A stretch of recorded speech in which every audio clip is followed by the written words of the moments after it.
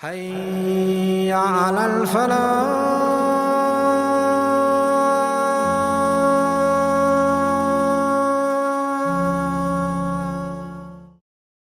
بالله من الشيطان الرجيم. بسم الله الرحمن الرحيم. يسألونك عن الشهر الحرام قتال فيه قل قتال فيه كبير وصد عن سبيل الله وكفر به والمسجد الحرام وإخراج أهله منه أكبر عند الله والفتنة أكبر من القتل ولا يزالون يقاتلونكم حتى يردوكم عن دينكم إن استطاعوا ومن يرتد منكم عن دينه فيمت وهو كافر فأولئك حبطت أعمالهم في الدنيا والآخرة وأولئك أصحاب النار هم فيها خالدون. إن الذين آمنوا والذين هاجروا وجاهدوا في سبيل الله أولئك يرجون رحمة الله والله غفور رحيم. صدق اللہ العظیم. محترم خواتین و حضرات، ابھی آپ لوگوں کے سامنے سورۃ البقرہ کی دو آیات کی تلاوت کی گئی ہے. آیت نمبر 217 218. سورہ بقرہ جو ہے قرآن مجید کی سب سے بڑی سورہ ہے اور تقریباً 286 آیات، اور سورہ نمبر 2 ہے. اب پارہ نمبر 1 سے شروع ہوتا ہے، 1 2 اور تیسرے پارہ کے آدھا پارہ، یعنی تقریباً 2.5 پارے کی جو ہے یہ سورہ ہے. آج انشاءاللہ ہم سیرت النبی کا سلسلہ کلام جو ہے آگے بڑھائیں گے اور مدنی زندگی جو ہے ایک سسٹمیٹک انداز میں آپ کے سامنے پیش کریں گے. پچھلے ہفتے جو ہے مدنی زندگی کا جو ہے اوپر گفتگو ہوئی تھی، لیکن وہ تقریباً ایک لیکچر بن گیا تھا. کئی فیڈ بیک بھی آئے. تو وہ چونکہ میں مہاڑ گیا ہوا تھا سنڈے کے دن، اور تقریباً جو ہے 8 سے 14 گھنٹے کا سفر ہو گیا تھا، تو پورا جو ہے ذہن ناچ رہا تھا. تو پھر جو ہے دن میں تو پورے سونے میں چلا گیا تھا. تو اس لحاظ سے میں سوچا کہ گیپ کرنے کے بجائے کچھ نہ کچھ جو ہے پیش کر دیتا ہوں. تو وہ آپ کے سامنے ہی تھا، جو ہے کبھی ادھر میں جا رہا تھا کبھی ادھر جا رہا تھا. آج انشاءاللہ میں تیاری کے ساتھ آیا ہوں، تو آج سسٹمیٹک بات ہوگی. دیکھیں، محمد صلی اللہ علیہ وسلم جیسے ہی مکہ سے مدینہ پہنچے ہیں تو سب سے پہلے قباء میں پہنچے ہیں، لیکن اسی کے درمیان راستے ہی میں اللہ تبارک و تعالیٰ نے اسلامی حکومت کا مینیفیسٹو جو ہے جاری کر دیا تھا. اور اس سے پہلے بھی جو ڈیٹیل میں اللہ تعالیٰ نے جو ہے شب معراج کے بعد ہی جو ہے اسلامی حکومت کا مینیفیسٹو کیا ہوگا وہ پہلے نازل کر دیا تھا 10 کمانڈمنٹس کی شکل میں. کیونکہ آپ جانتے ہیں کہ سورہ بنی اسرائیل کا جو آغاز ہوتا ہے وہ پہلی آیت کیا ہے؟ سبحان الذی اسری بعبدہ لیلا من المسجد الحرام الی المسجد الاقصی الذی بارکنا حولہ لنریہ من آیاتنا انہ هو السمیع البصیر. اس میں معراج کا واقعہ ذکر ہوا پہلی آیت. اب پھر بیچ میں رسول اللہ صلی اللہ علیہ وسلم کی وہ عظیم دعا ہے جو ہجرت کی دعا ہے، وقل رب ادخلنی مدخل صدق واخرجنی مخرج صدق وجعل من لدنک سلطانا نصیرا. اے اللہ تو ہمیں نکالنا تو عزت کے ساتھ نکالنا، اور داخل کرنا تو عزت کے داخل کرنا، اور ہمارے لیے ایک مددگار وہاں پہ تیار کر دے. تو اس لحاظ سے سورہ بنی اسرائیل میں پہلی آیت میں جو ہے آپ کو واقع معراج بھی ملے گا اور ہجرت کی دعا بھی ملے گی. لیکن اسی کے ساتھ ساتھ جب آپ تیسرا اور چوتھا رکوع پڑھیں گے تو اس میں جو ہے اسلامی حکومت کا جو ہے بنیادی اصول بھی اللہ نے نازل کر دیا 10 کمانڈمنٹس کی شکل میں. جو تورات کا جو ہے 10 کمانڈمنٹس ہے اسی کا قرآنک ورژن جو نازل ہو گیا تھا. تو وہ تو یقینی بات ہے 2 رکوع پہ مشتمل ہے، تو وہ تو آپ کو خود سے پڑھنے پڑیں گے. وَقَضَىٰ رَبُّكَ أَلَّا تَعْبُدُوا إِلَّا إِيَّاهُ وَبِالْوَالِدَيْنِ إِحْسَانًا.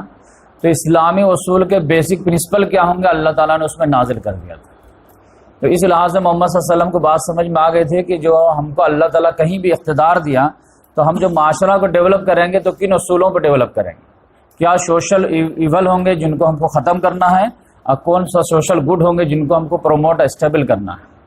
اس کے بعد جو ہجرت کے درمیان ہی جو ہے 4 لفظ پہ اللہ تعالیٰ نے ایک اور مینیفیسٹو جاری کیا کہ جب آپ جائیں گے وہاں پہ اور وہاں پہ آ کے آپ کا شاندار ویلکم ہوگا، تو ایسا نہیں ہے کہ آپ جو ہے جان بچانے کے لیے وہاں جا رہے ہیں اور جو ہے مدینے کے چھاؤں میں آرام کرنے کے لیے جا رہے ہیں۔ ایک آپ کو جو ہے ایک ٹیم فراہم کی جا رہی ہے تاکہ وہاں پر اسلام کا نمونہ آپ جو ہے قائم کر سکے۔ لہذا اللہ تعالیٰ نے پہلے نمبر پہ اجازت دے دیا، اذن للذین یقاتلون بانہم ظلموا، اجازت دی جاتی ہے ان لوگوں کو قتال کرنے کی جن لوگوں پہ ظلم کیا گیا۔ تو اب 13 سال تک جن پہ ظلم ہو رہا تھا، لیکن ان کو پہلے سے وارننگ تھی کہ کفوا ایدیکم، ہاتھ بندھے رکھو، نو ریزنگ ہینڈز ایون سیلف ڈیفense، اپنے سیلف ڈیفenس میں بھی ہاتھ نہیں اٹھانا۔ 13 سال تک مار کھاؤ برداشت کرو، مار کھاؤ برداشت کرو، تواصل بالحق وتواصل بالحق، یہی کرتے رہنا۔ لیکن اب راستے میں اللہ تعالیٰ نے کہا نہیں، اذن للذین یقاتلون بانہم ظلموا، اب اجازت دی جاتی ہے ان لوگوں کو قتال کرنے کی جن لوگوں پہ ظلم ہوا۔ تو اب ہاتھ کھل گئے، اب جو تم کو مارے تو تم بھی مارو، اینٹ سے مارے تو پتھر سے مارو، ایک مارے تو 10 مارو، اب تمہارے ہاتھ اوپن ہو۔ لیکن مار پیٹ کا نتیجہ کیا ہونا چاہیے؟ مار پیٹ کرنے کا جو ہے فائدہ کیا ہے، یعنی اس کا جو ہے ایم کیا ہے؟ وہ ایم یہ ہے کہ الذین ان مکناہم فی الارض اقاموا الصلاۃ وآتوا الزکاۃ وامروا بالمعروف ونہوا عن المنکر، کہ اگر یہ لوگ جو ہے جن کا ہاتھ کھول دیے گئے ہیں، اگر ان کو ایک جگہ بھی چانس مل جائے زمین میں اقتدار تمکن حاصل کرنے کی، تو یہ لوگ کیا کریں گے؟ اپنی بڑائی نصب کریں گے یا خدا کی بڑائی نصب کریں گے؟ تو الذین ان مکناہم فی الارض، اگر ان کو لگ بائی چانس ایک جگہ موقع مل گیا تو پھر یہ لوگ نماز قائم کریں گے، وہاں پر زکوٰۃ کو اسٹیبل کریں گے، پھر بھلائی کا حکم دیں گے، برائی سے روکیں گے، وَلِلَّهِ عَاقِبَةُ الْأُمُورِ، اور ہر معاملے اللہ کی طرف لوٹائے جائیں گے۔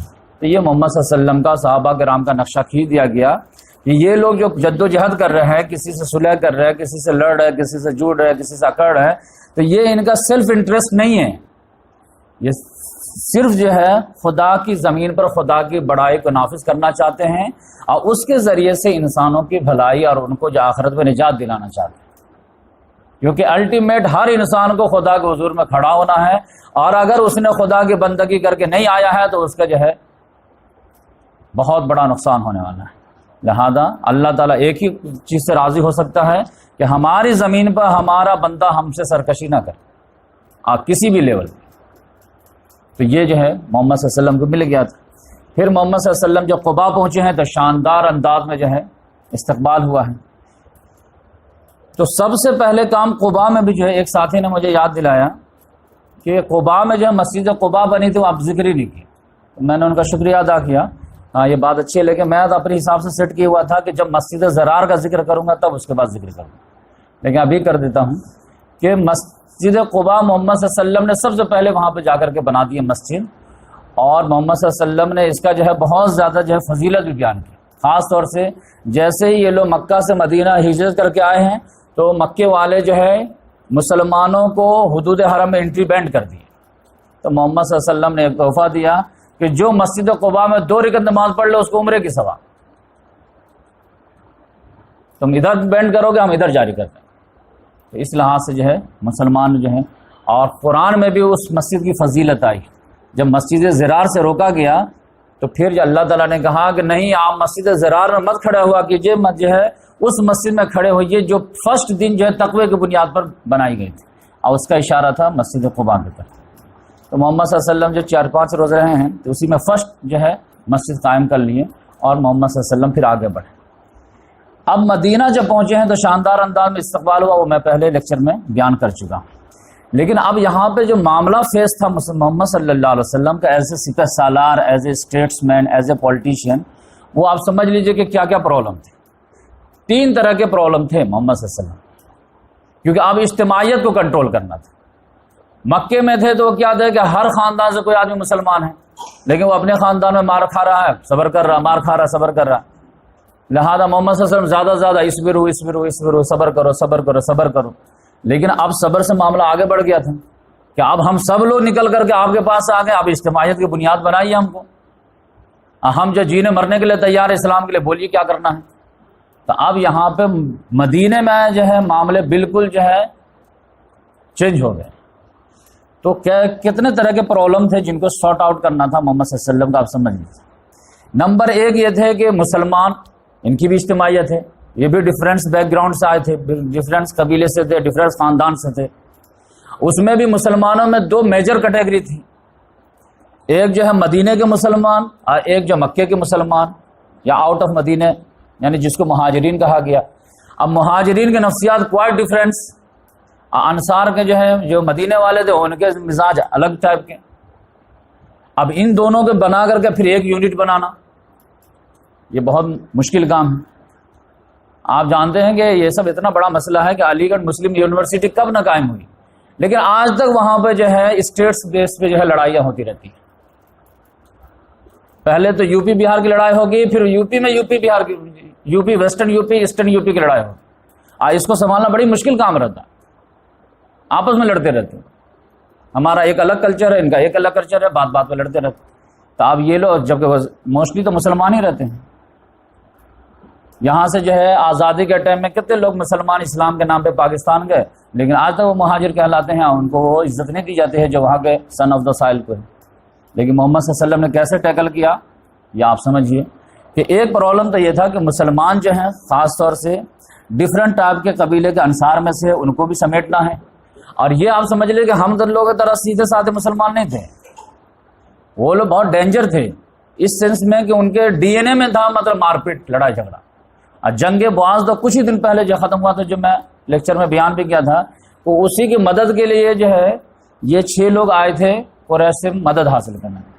تو جنگ بعض جو 2-4 سال پہلے ہی ختم ہوا تھا، اور ان لوگوں کا نیچر ایسا تھا کہ بات بات پہ لڑائی، گھوڑا آگے بڑھانے پر لڑا، جو ہے پانی پلانے پہ جھگڑا، ایسے نیچر کے لوگ، مار پیٹ جو ہے قتل خون کوئی مشکل کام ہی نہیں، یعنی جب منہ سے کم بات کرتے تھے پہلے تلوار ہی نکال لیتے۔ تو یہ تو یقینی بات ہے، کلمہ پڑھتے ہی جو سوئچ تو ہے چپ تو نہیں بدل جائے گا، وہ تو پھر دھیرے دھیرے تربیت ہوگی۔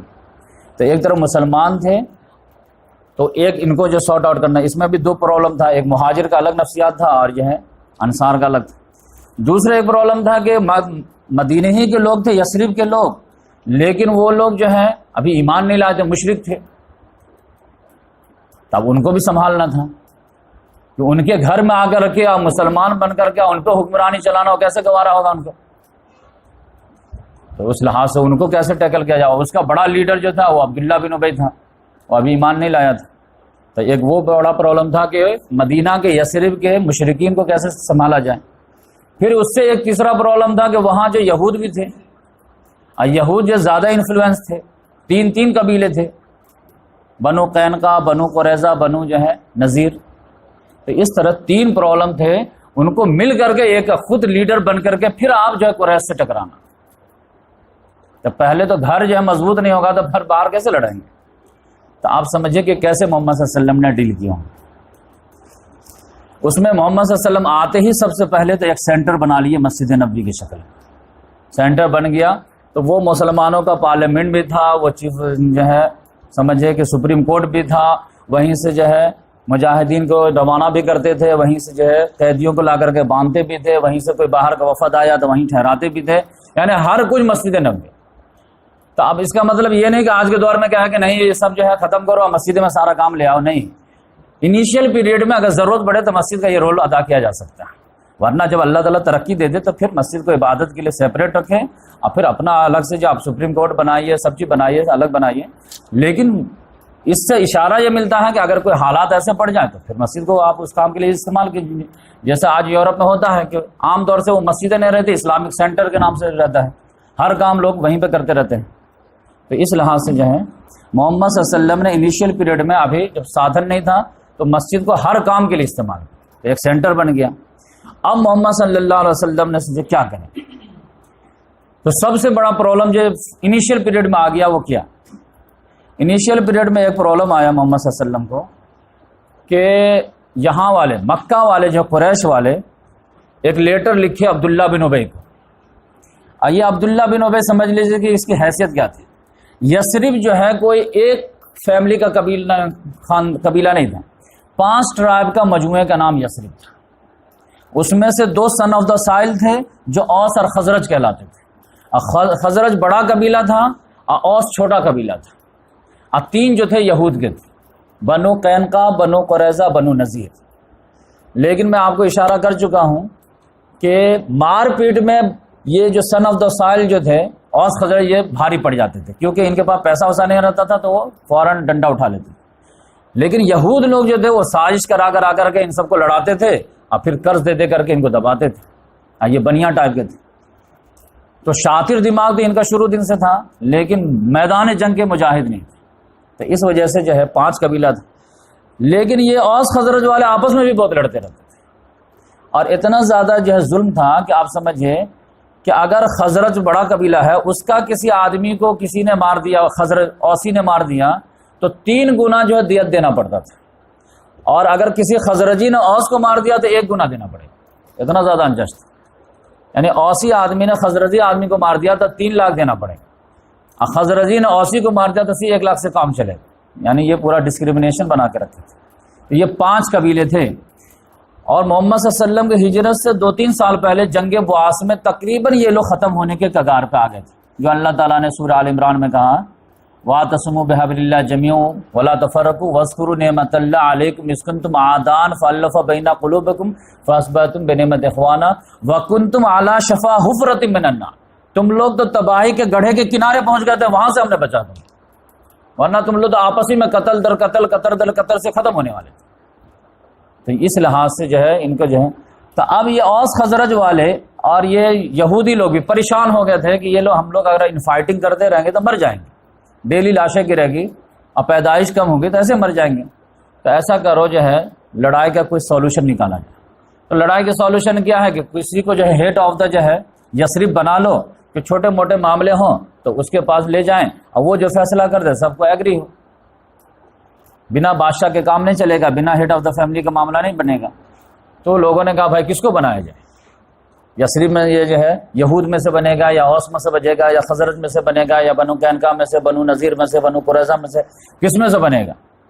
تو بلا اختلاف رائے، اتفاق رائے کے ساتھ جو ہے عبداللہ بن ابی کا نام پیش آیا، کیونکہ وہ اس لائق تھا اور حیثیت والا بھی تھا۔ سب لوگوں نے کہا یہ ہمارا بادشاہ ہوگا، اور ہم جو ہے انٹرنل معاملے میں جو بھی کنفلکٹ ہوں گے تو ان کے پاس لے کے آئیں گے، اور جو یہ فیصلہ کر دیں گے سب کو ایکسیپٹیبل ہوگا، تاکہ جو ہے لڑائی جھگڑا طول نہ پکڑے۔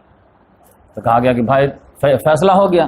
کہا کہ بس جو ہے ایک سمبل کے طور پر ایک تاج بنوا دیتے ہیں، اور پھر ایک دن سرمنی رکھ دیں گے اور تاج پہنا دیں گے، اس روز سے یہ ہمارے بادشاہ ہو جائیں گے، لیڈر ہو جائیں گے۔ ویسے ہمارے نیچر میں تو بادشاہ ماننے کا ہے نہیں، آزاد فطرت کے لوگ ہیں، لیکن کیا کریں، آزادی کا ناجائز فائدہ ہو جا رہا، غلط استعمال ہو جانا۔ تو اب اس کا تاج بننے گیا ہوا تھا، اتنے ہی عرصے میں جو ہے محمد صلی اللہ علیہ وسلم بے تاج بادشاہ کے حیثیت سے آ گئے۔ تب اس کا سارا خواب سکنا چور ہو جائے گا کہ نہیں ہو جائے گا؟ تو اب سب سے بڑا جو ہے دشمن جو یہ عبداللہ بن ابی بن گیا، اس نے ہمارا پورا خواب کو برباد کر دیا۔ اور پھر اس کو ساتھ دینے والے وہ لوگ جن کو معلوم تھا کہ اگر یہ بادشاہ بنے گا تو اس کے چھتر چھائے میں ہم کو جو ہے بڑے بڑے منسٹری ملیں گے، ہم کو ساتھ دینے والے وہ لوگ ہوں گے۔ تو یہ شروع دن سے جو ہے وہ جل بھن گیا۔ اب پھر سوچا کہ اب اس کو جو ہے کسی طرح روکیں، لیکن روکنے کا اس کو چانس ہی نہیں ملا، کیونکہ محمد صلی اللہ علیہ وسلم کا استقبال اتنے شاندار انداز میں ہوا کہ اس کو کچھ کرنے کا موقع ہی نہیں ملا۔ یہاں تک کہ وہ خود مجبور ہو گیا کہ مہار پکڑ کے کہہ رہا کہ ہمارا گھر سب سے بہترین ہے، ہمارا محل سب سے اچھا، آئیے ہمارے یہاں۔ محمد صلی اللہ علیہ وسلم تو چہرے سے پہچان کر نہیں، ہماری اٹھنے کو جانے دو، جہاں بیٹھے کہ وہیں ہم آرام کریں۔ تو اس لحاظ سے یہ محمد صلی اللہ علیہ وسلم، اب قریش والوں کو پتا چلا کہ ارے اتنا شاندار انداز میں ویلکم ہوا ہے محمد صلی اللہ علیہ وسلم کا، اگر یہ قدم جما لیے تب تو جو ہے ہماری شہرگ ان کے ہاتھ میں آ جائے گی، کیونکہ ہمارا قافلہ جو ہے وہ تو بدر سے ہو کے گزرے گا، مدینہ کراس کرنا ہی ہے، شام جانا ہے، اور یہ بیچ ہائی وے پہ ہیں، اسی وجہ سے تو ان کے جو قتل کی سازش کیے تھے، لیکن کسی طرح بچ نکلے۔ تو اب اگر یہ قدم جما لیے تب تو ہماری حالت خراب کر دیں گے۔ لہذا قریش والوں نے فوراً جو ہے ایک لیٹر لکھا، اور لیٹر لکھا عبداللہ بن ابی کو، جانتا تھا یہی حیثیت والا ہے، اور ایک دم دھمکی بھرے انداز میں کہ تم لوگوں نے ہمارے ساتھی کو پناہ دی ہے جبکہ ہماری لڑائی ہے اس سے، تم کو معلوم ہے۔ تو تم اس کو اپنے گھر سے باہر کر دو، یا پھر تم اس کو جنگ کر کے ختم کر دو، یا پھر اگر تم اس کو جو ہے مدد کرنے کی کوشش کیے تو پھر ہم تمہاری بھی اینٹ سیٹ بجا دیں گے، اب پھر تمہارے مردوں کو قتل کر دیں، عورتوں کو بے حرمت کر دیں، ورنہ خود تم ان کو نکالو باہر یا جنگ کر کے ان کو ختم کرو۔ تو اب عبداللہ بن ابی ہل گیا، اب وہ تو چاہتا ہی تھا، فوراً جو ہے سارے لڑکے ان کے جو ہے سپورٹر تیار ہو گئے جنگ کے لیے۔ محمد صلی اللہ علیہ وسلم کو پتا چلا کیا معاملہ ہے، کہا کہ اس طرح خط آیا ہے اور آپ سے لڑنے کے لیے تیار ہو گئے۔ محمد صلی اللہ علیہ وسلم سوچے کہ یہ تو بہت سیریس معاملہ ہو گیا، فوراً نوٹس لیے اور فوراً جہاں پہ وہ لوگ میٹنگ کر رہے تھے وہاں پہنچ گئے۔ اور پھر محمد صلی اللہ علیہ وسلم نے ان کو دھمکی دیا کہ تمہارے تیور ہم کو بتا رہے ہیں کہ تم کو کوئی غلط ایکشن لینے جا رہا، تو یہ بات کان کھول کر کے سن لو کہ اگر تم میرے خلاف ایکشن لیے تو اتنی تباہی ہوگی جتنی دشمن کے ہاتھوں بھی نہیں ہوگی، کیونکہ ہم کو بھی جو بلا کے لائے ہیں مسلمان تو وہ بھی جو ہے موت علی البیت کر کے لائے ہیں ہم کو، اتنا آسانی سے نہیں، تو تم اپنے بھائیوں کے ہاتھوں ویسے مارے جاؤ گے جتنے دشمن کے ہاتھوں نہیں مارے جاؤ گے، تو ہوش کے ناخن لو اور جو ہے جذبات میں کوئی فیصلہ مت کرو۔ تب سارے نوجوان کے پاؤں ہاتھ ہل گئے کہ ہاں بھائی یہ ان کے ساتھ جو مہاجر بھی بہت آئے ہیں جو سب جو ہے جان ہتھیلی بھی لیے ہوئے ہیں، اور پھر ان کے ساتھ انصار بھی ہیں، تو اتنا آسانی سے ان پہ ہاتھ نہیں ڈال سکتے، تو لہذا وہ جو ہے معاملہ دب گیا۔ لیکن معاملہ اتنا تھا کہ خطرناک کہ آپ سمجھیے کہ محمد صلی اللہ علیہ وسلم جو ہے سوتے تھے تو ہمیشہ ڈر لگا رہتا تھا کہ کب کس طرف سے اٹیک ہو جائے۔ حضرت عائشہ رضی اللہ تعالیٰ عنہ فرماتی ہیں کہ ایک مرتبہ تو محمد صلی اللہ علیہ وسلم سوئے ہوئے تھے اور بالکل بے چین گھبرا رہے تھے، اور پھر مجھ سے شیئر کیے کہ کوئی آج رہتا میرا ساتھی اور مجھے گیٹ کے باہر جو ہے باڈی گارڈ کی حیثیت سے حفاظت کے لیے پہرا دیتا تو بہت اچھا ہوتا، آج زیادہ مجھے خطرہ محسوس ہو رہا کہ اچانک جو ہے ہتھیار کی جھنکار کی آواز آئی۔ تو محمد صلی اللہ علیہ وسلم نے کہا کون؟ تو بولے کہ سعد بن ابی وقاص۔ تو بولے کس لیے آئے ہو؟ تو بولے یا رسول اللہ میرا دل گھبرا رہا تھا اور مجھے نیند نہیں آ رہی تھی، مجھے لگا کہ محمد صلی اللہ علیہ وسلم کی حفاظت کی ضرورت ہے، تو میرے دل میں آیا تو میں اٹھ کے آ گیا۔ تو پھر محمد صلی اللہ علیہ وسلم نے کہا کہ اللہ تم کو برکت دے، آج میں بھی چاہ رہا تھا کہ کوئی اللہ کا بندہ آئے اور جو ہے حفاظت کے لیے محافظت کرے۔ تو اس طرح سے معاملہ رہا، پھر ایسے سنسنی معاملہ پھیل گیا تھا کہ سارے صحابہ کرام ڈرتے رہتے تھے، رات میں ایک دم جاگ جاگ کے رہتے تھے، ہتھیار لے کر کے سوتے تھے۔ اور پھر جب ایک آیت نازل ہو گئی واللہ یعصمک من الناس، کیا قرآن میں اللہ تعالیٰ نے گارنٹی دی آپ ٹینشن نہیں لیجئے اللہ آپ کی حفاظت کرے گا، تب محمد صلی اللہ علیہ وسلم نے کہا جاؤ تم لوگ گھر جاؤ اب کچھ نہیں ہونے والا۔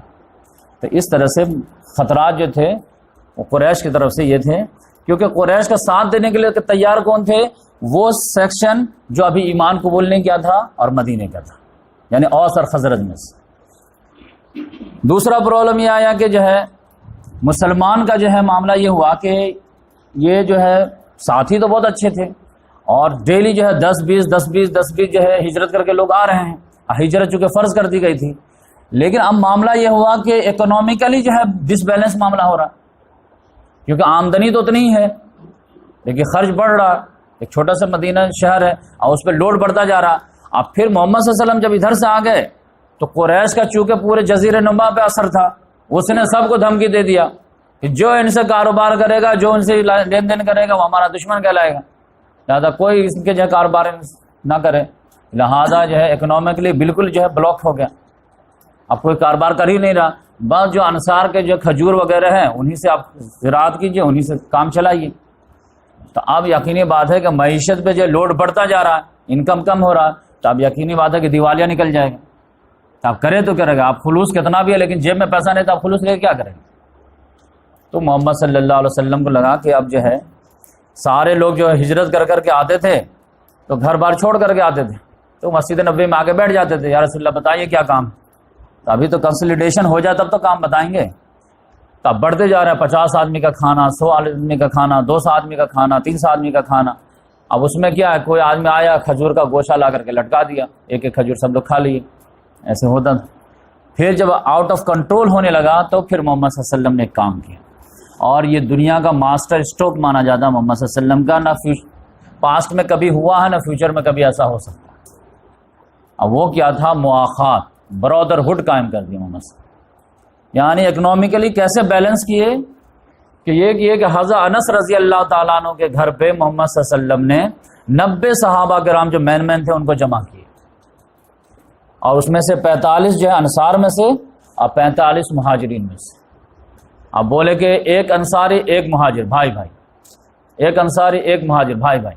ایک آدمی کتنا بڑا بھی سیٹ ہو ڈیلی 100 آدمی کو کھانا نہیں کھلا سکتا، لیکن ایک آدمی کو تو آرام سے کھلا سکتا ہے۔ تو اس لحاظ سے ایک انصاری ایک مہاجر بھائی بھائی، ایک انصاری ایک مہاجر بھائی بھائی، اس طرح سب کو ڈیوائڈ کر۔ اب بولے کہ یہ بھائی کیسے رہیں گے؟ تمہارا ریئل بھائی جو ہے نا وہ کینسل، اور یہ تمہارا سگا بھائی۔ اس کا سمبل کیا کہ جب تم مرو گے نا تو تمہارا سگا بھائی تمہارے پراپرٹی میں حصہ نہیں پائے گا، یہ پائے گا۔ لیکن ماننے کے لیے تیار ہو؟ کیونکہ ہمارے ہاتھ پہ سارے بیچ چکے ہو تم جان و مال، تو ہم جو آرڈر دیں گے وہ ماننا پڑے گا۔ سب لوگوں نے کہا آمنا صدق، سارے لوگوں نے۔ اب پھر وہ مثال قائم کیے کہ ہسٹری جو ہے گواہ ہے کہ یقینی نے لوگوں کو ہوتا ہے جو اسلام کے باہر کے لوگ، کہ ایسا کیسے ہو سکتا ہے؟ پاسبل ہی نہیں کہ اپنا سگا بھائی کو پراپرٹی میں آدمی کینسل کرے گا، ایک پرائے بھائی کو یہی کرے گا۔ ایمان کی ایسی چاشنی ہے کیا؟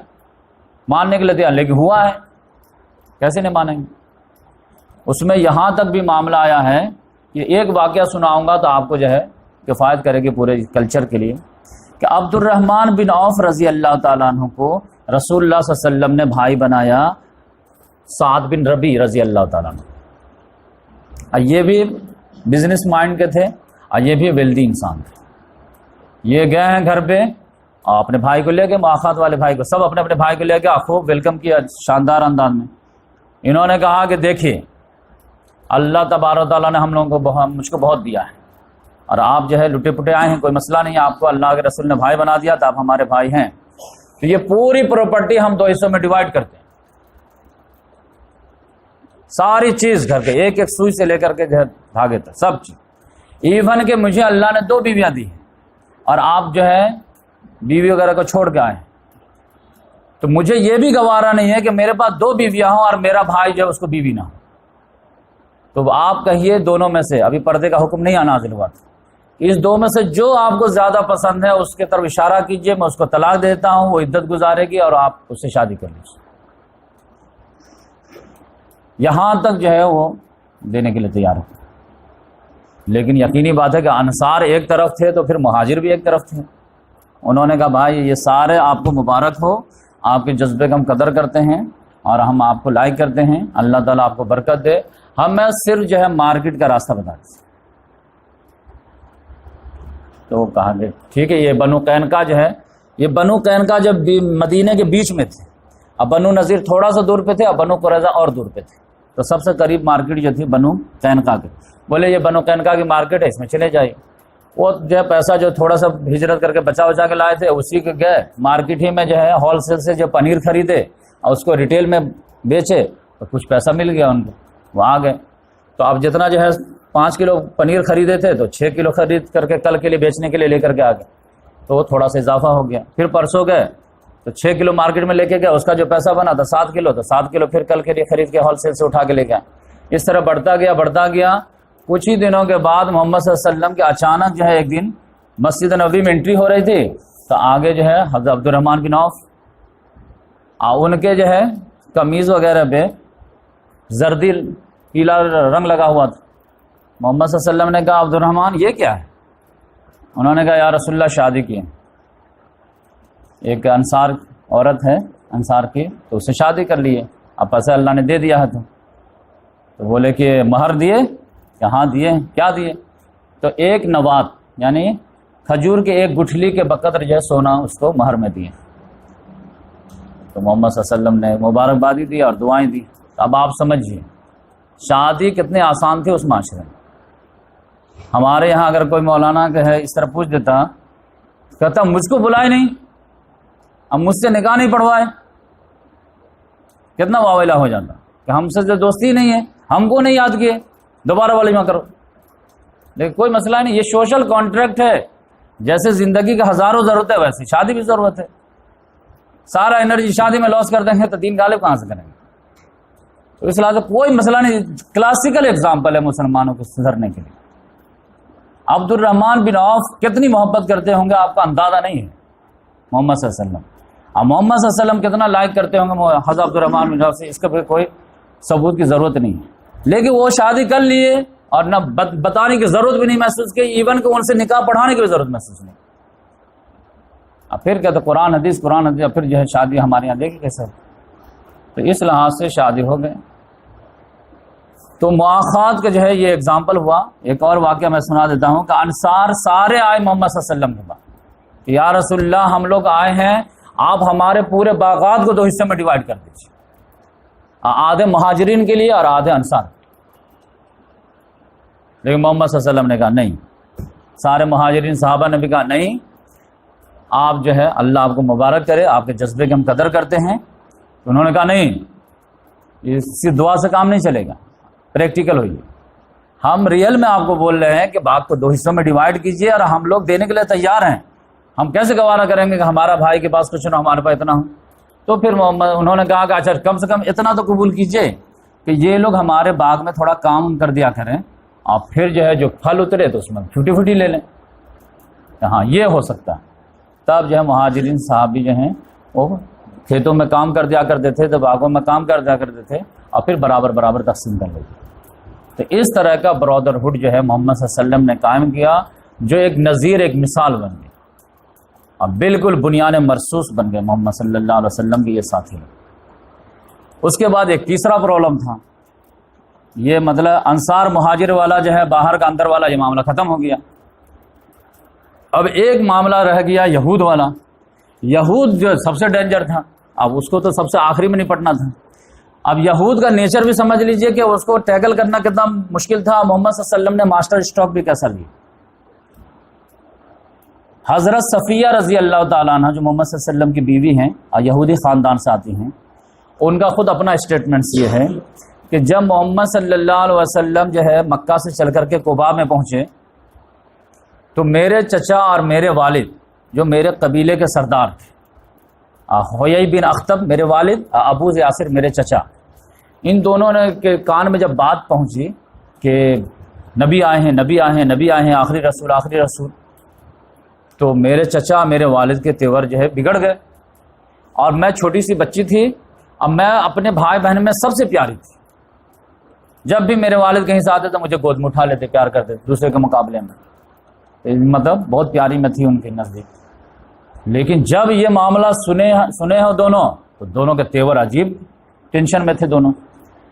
پھر دونوں نے ڈیسائیڈ کیا، میرے والد نے میرے چچا نے، کہ چل کر کے پتہ کرتے ہیں قباء کہ وہ جو رسول آئے ہیں تو واقعی میں رسول ہیں، کوشچن کر کے پہلے کلیئرفائی کر لیتے ہیں، کیونکہ ہم سردار ہیں تو لوگ ہم سے پوچھنے آئیں گے، تو پہلے ہم اپنا جو ہے فیس ویلیو پہ جو ہے پتہ کر لیتے ہیں۔ تو میرے چچا اور میرے والد جو ہے گئے قباء میں، اور پھر محمد صلی اللہ علیہ وسلم سے بات کی، جو بھی سوالات کرنے ہوں گے سوالات کیے۔ اب یہ تو بولتے کہ میں تو گھر میں تھی، لیکن جب وہ وہاں سے لوٹ کر کے آئے تو اتنا ناک منہ پھلائے ہوئے تھے کہ میں تو چاہتے ہوئے گئے، جیسے ہماری عادت ہے ابو آئے ابو آئے، لیکن اس بار تو گود اٹھانا کہ ہمارا تو دیکھنے کے لیے گوارا نہیں تھا۔ آ کر کے جو ہے بیڈ روم میں آ کر کے دونوں آمنے سامنے بیٹھ گیا، سانس پھلانے لگے تھے۔ تو باپ غصے میں رہتا تھا، بچے تو سمجھ جاتے۔ پھر جب کچھ دیر کے بعد استھر ہوئے تو حضرت صفیہ کہتے ہیں کہ ہم لوگ دیکھ رہے تھے دونوں کے تیور۔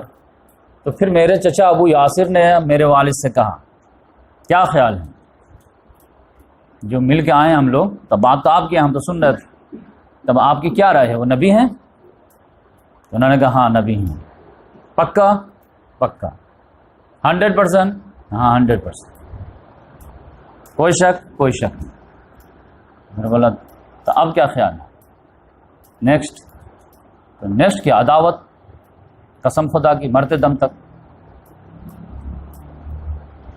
تو جو ہے وہ کہہ رہے، بچی کہتے کہ ہم تو چونک گئے، ایک طرح رسول بھی مان رہے ہیں اور پھر بھی کہہ رہے نہیں، عداوت جاری رہے گی، یہ کیسے ہو جائے گا کہ ہمارے خاندان میں سارے رسول آئے اسحاق علیہ السلام کے بعد، اب یہ جو ہے آخری رسول، فائنل رسول، سب سے بہترین رسول، اب وہ بنی اسماعیل میں آ جائیں گے؟ نہیں، ہم اپوز کریں۔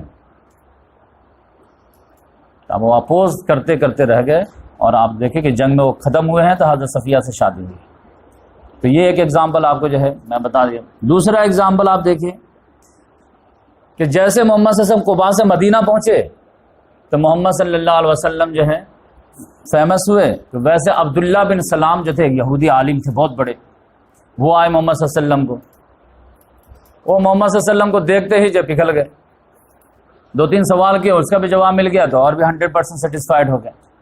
تو فوراً کلمہ علمہ پڑھ لیے, لیکن بولے یا رسول اللہ آپ سمجھیے میں جس قوم سے ہوں نا, دنیا میں اس سے زیادہ ڈینجر قوم کوئی نہیں ہے, انا بیکار قوم کوئی ہے.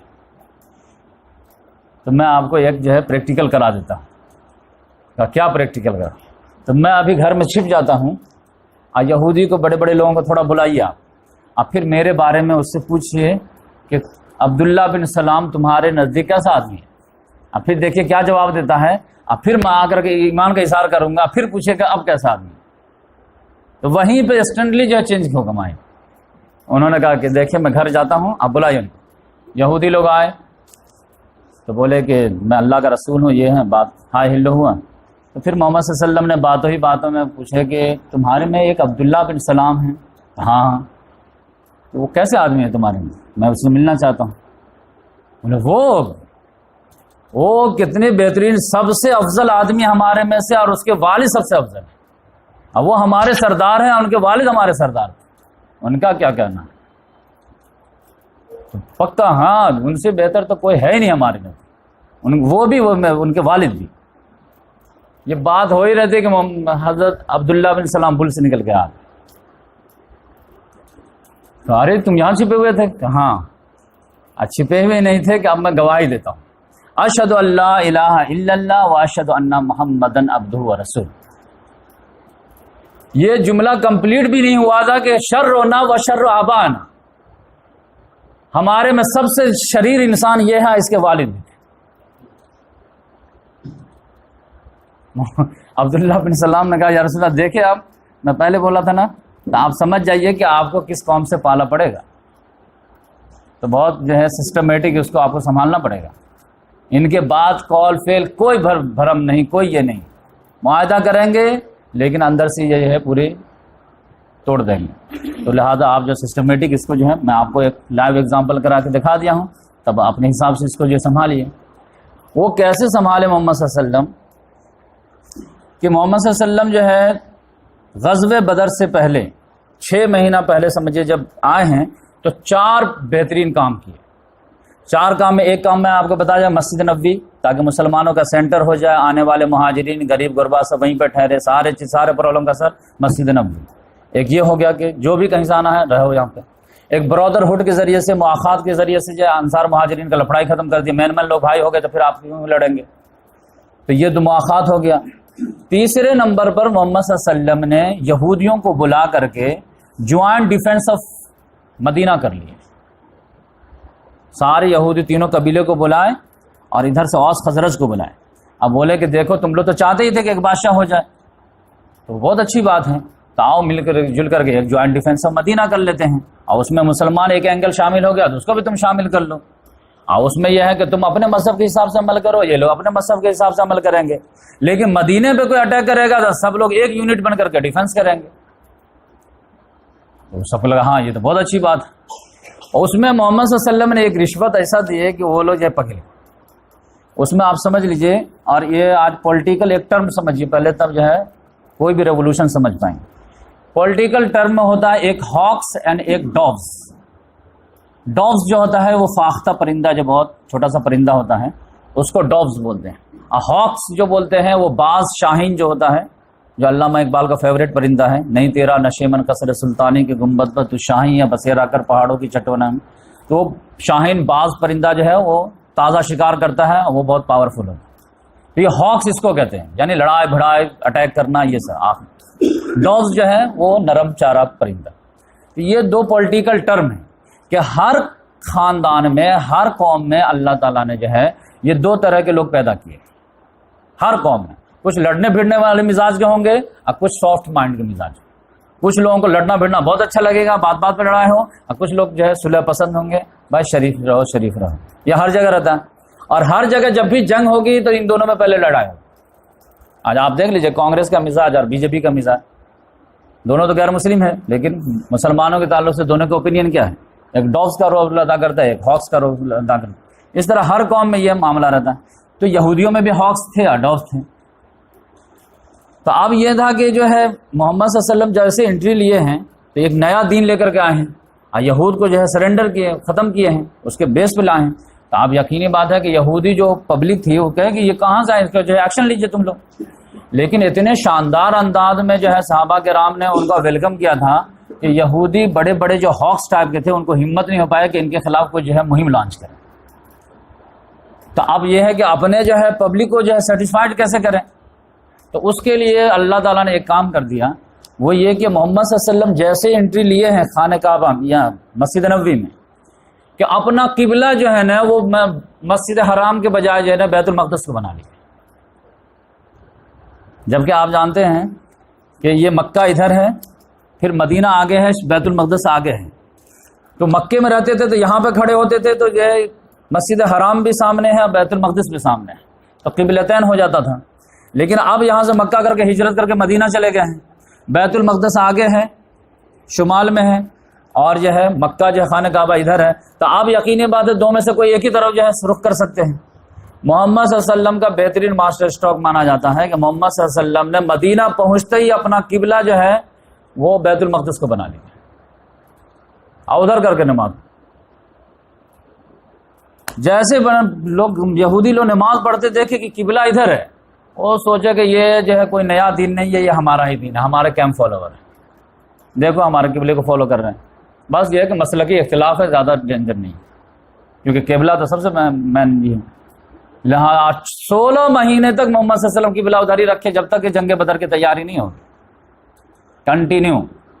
اور یہ جو ہے اللہ تعالیٰ نے کہیں وہی نازل نہیں کیا تھا، لیکن اللہ تعالیٰ نے دل میں بات ڈالی تھی محمد صلی اللہ علیہ وسلم کہ ایسا کیجئے تاکہ جب تک آپ کے جو پاؤں جم نہیں جاتے تب تک جو ہے یہود کے کان کھڑے نہیں ہونے چاہیے. تو لہٰذا پہلا اسٹاک تو یہ تھا کہ قبلہ جو ہے محمد صلی اللہ علیہ وسلم نے جو ہے وہ بیت المقدس کو کر لیے تھے. اس کے وجہ سے یہود میں اختلاف ہو گیا. کچھ لوگ کہتے تھے ہمارے کیمپ فالوور ہے، کچھ لوگ کہتے ہیں نہیں سیریس معاملہ ہے، کبھی بھی قبلہ چینج ہو سکتا ہے، تو پہلے نوٹس لو. تو اس طرح سے جو ہے محمد صلی اللہ علیہ وسلم نے ان کو بیٹھائے تو وہ جو ہے صلح کرنے کے لیے تیار ہو. اب صلح کیے تو پھر جو ہے جوائنٹ ڈیفنس آف مدینہ ہو گیا اور وہ لکھ لیا گیا. لیکن اس میں ایک شکل محمد صلی اللہ علیہ وسلم نے ڈال دی کہ سب لوگ اپنے اپنے قوم کے حساب سے رہیں گے، یہود الگ امت رہیں گے، مسلمان الگ امت رہیں گے. لیکن انٹرنلی کوئی معاملہ ہو جائے گا تو پھر فیصلہ کا اختیار جو ہے محمد رسول اللہ صلی اللہ علیہ وسلم کو، یعنی ہیڈ آف دا اسٹیٹ جو ہے وہ میں رہوں. تو آپ جو وفاقی حکومت کی بنیاد محمد صلی اللہ علیہ وسلم ڈالی دی، جہاں کئی قوم رہے تو وہاں پہ کیسے حکومت کرنی ہے. جوائنٹ ڈیفنس آف مدینہ کے جو آپ دفعات پڑھ لیجئے، وہاں پہ مشرکین مکہ بھی تھے، جو ابھی مشرکین مدینہ بھی تھے جو ایمان نہیں لائے تھے، مسلمان بھی تھے جو انصار تھے، اور یہود بھی تھے جو دوسرے اہل کتاب تھے.